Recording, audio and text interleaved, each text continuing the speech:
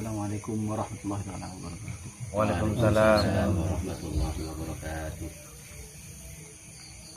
Bismillahirrahmanirrahim. Alhamdulillah alladzi jama'ana fi hadzal majlis. Salatan wa salaman ala sayyidina Muhammad wa ala alihi ajma'in.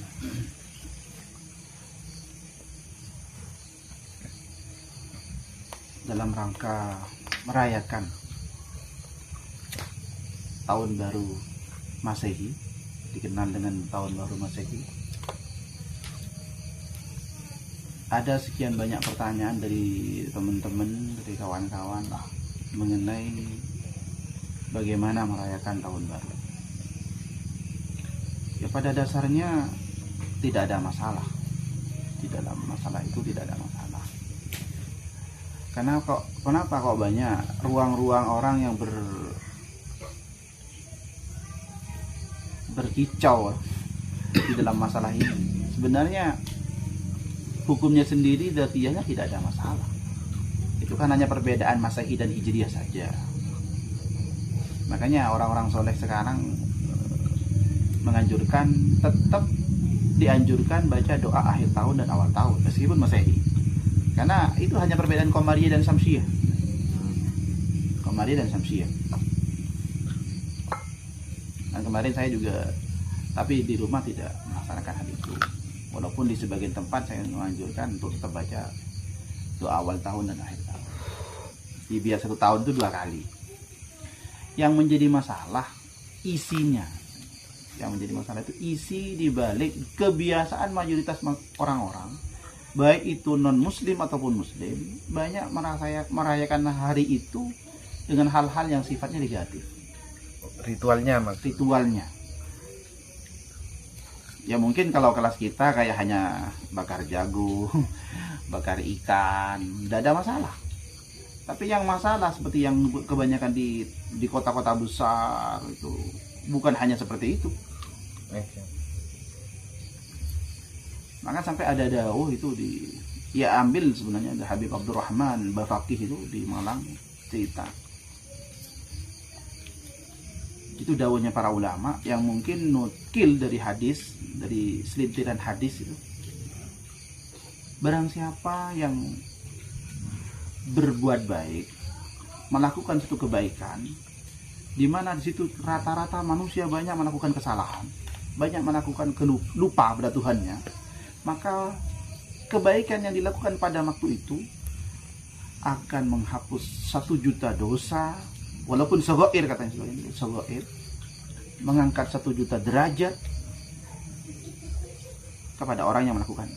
Di mana perilaku manusia rata-rata di malam itu atau di waktu itu melakukan kesalahan atau lupa kepada Tuhannya. Kira-kira pertanyaannya, kapan hal itu terjadi di dunia ini? Rata-rata dunia ini rata-rata melakukan banyak yang lupa sama Tuhan. Di hari itu. Di hari itulah mungkin mayoritas ya. Penyambutan tahun manusia baru. Banyak yang lupa sama Tuhannya, banyak yang ada diisi dengan bir, joget-jogetan, dangdut-dangdutan mungkin, pargoy dan semacamnya yang diisi di malam itu. Ya alhamdulillah di masyarakat kita, di tetangga kita hanya pakai bakar-bakar istilah biasanya, ikan, jagung, duduk bareng, walaupun sederhana kopian mungkin.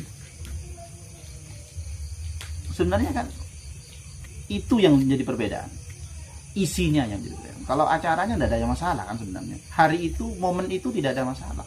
Manusianya yang rata-rata melaksanakan kesalahan di malam itu. Sehingga orang-orang soleh banyak seperti Habibuna Munzir itu mengumpulkan manusia yang begitu banyak di Jakarta, di Monas, hanya untuk melaksanakan zikir bareng di waktu malam itu. Itu super sekali menurut saya. Ya masuk kepada debu sikiburu cerita yang tadi. Di tengah manusia lupa pada Tuhannya, di waktu itu bisa mengumpulkan manusia jutaan di Monas lagi. Di tempat yang biasanya dijadikan markas. Itu luar biasa. Berapa juta maksiat gagal gara-gara beliau melaksanakan demikian. Itu hebatnya beliau. Maka jelas dawuh tadi itu masuk sekali beliau. Apalagi sampai diisi istighosa, salawatan, pengajian. Makanya di kota-kota yang pinggiran-pinggiran di Jember juga saya banyak temukan seperti itu. Adakan pengajian, salawatan di detik-detik jam 12 dilaksanakan itu. Pergantian hari itu. Mungkinkah ada yang bertanya, oh itu kan hari rayanya orang non-muslim. Di mana yang mengatakan hari raya non-muslim? Tidak ada.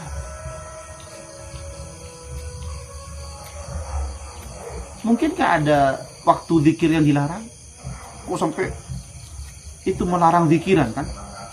Ini momennya tidak pas, momennya tidak tepat. Berzikir di waktu ini kan momennya orang non-muslim melaksanakan ibadah.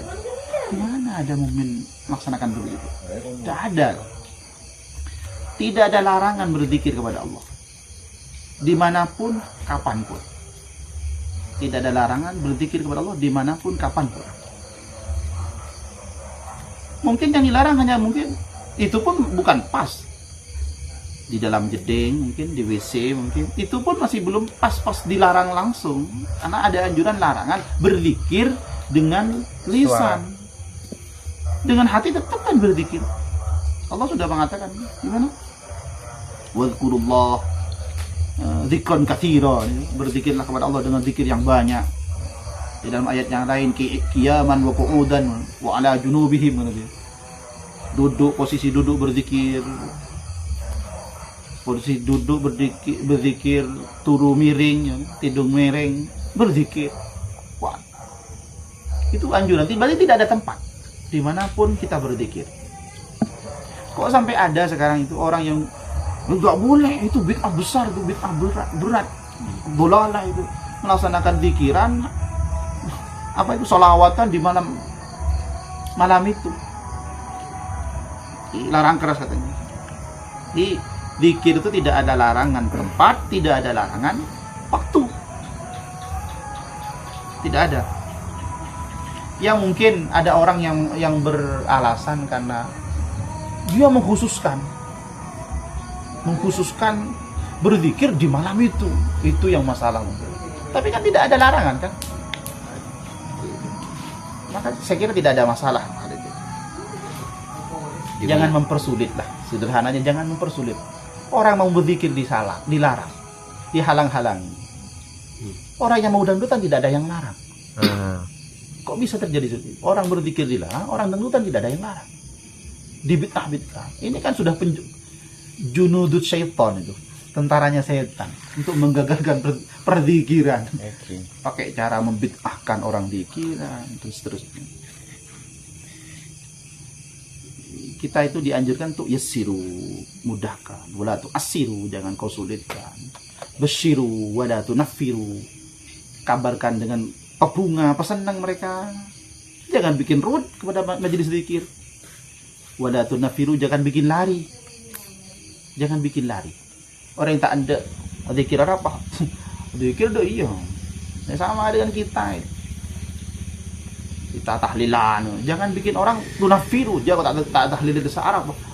Tukang pimpinan ruah, abid dulu biasa. Nah, itu kan juga bagian dari wala tunafiru, jangan bikin orang lari. Senangkan dia duduk di majelis zikir. Jangan bikin ribut. Nyamankan orang berzikir. Mungkin begitulah sederhananya. Jadi tidak ada larangan, tidak ada tempat, tidak ada hal yang dilarang untuk berzikir. Yang dilarang itu mungkin zahiriyah berzikir itu di dalam WC saja dan di kamar mandi.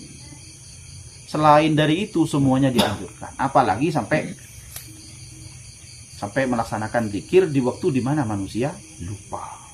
Jadi sampai dikatakan oleh Habib Abdurrahman Al-Faqih itu, siapa saja yang ingat kepada Tuhannya ketika seluruh manusia dalam kondisi lupa, siapa saja yang ingat kepada Tuhannya ketika seluruh manusia lupa, maka Allah akan memberikan 1 juta derajat kepadanya, 1 juta dosa dihapuskan kepadanya.